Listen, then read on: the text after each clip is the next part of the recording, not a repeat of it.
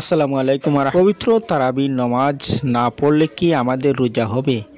হাদিস থেকে আমরা একটু জেনে নিই। প্রথমত, তারাবির নামাজ পড়লে কি ফায়দা হয় সেই বিষয়ে দুইটা হাদিস থেকে আমরা হযরত আবু হুরায়রা রাদিয়াল্লাহু তাআলা আনহু হইতে বর্ণিত, রাসূল আকরাম সাল্লাল্লাহু আলাইহি ওয়াসাল্লাম বলেছেন, যে ব্যক্তি ঈমানের সঙ্গে সওয়াবের আশায় রমজানের রাত্রে তারাবির নামাজ পড়বে, তার অতীতের সমস্ত গুনাহ আল্লাহ পাক রব্বুল আলামিন ক্ষমা করে দিবেন। সুবহানাল্লাহ। বুখারী শরীফ 2009 নম্বর হাদিস।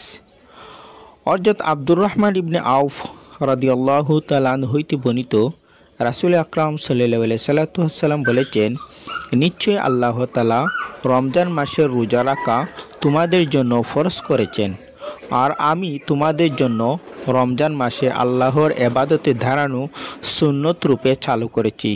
কাজেই যে ব্যক্তি আল্লাহর উপর ঈমান ও সওয়াবের আশায় নিয়ে এই মাসে রোজা রাখবে ও তারাবির নামাজ পড়বে, সে তার জন্মদিনের মতো নিষ্পাপ হয়ে যাবে।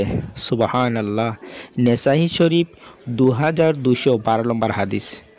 তাহলে এই দুইটা হাদিস থেকে আমরা বুঝতে পারলাম তারাবির নামাজ পড়া অত্যন্ত একটা ফজিলতপূর্ণ কাজ। কাজে বিনা অজরে তারাবির নামাজ তরক করা আমাদের মোটে জায়েজ নেই।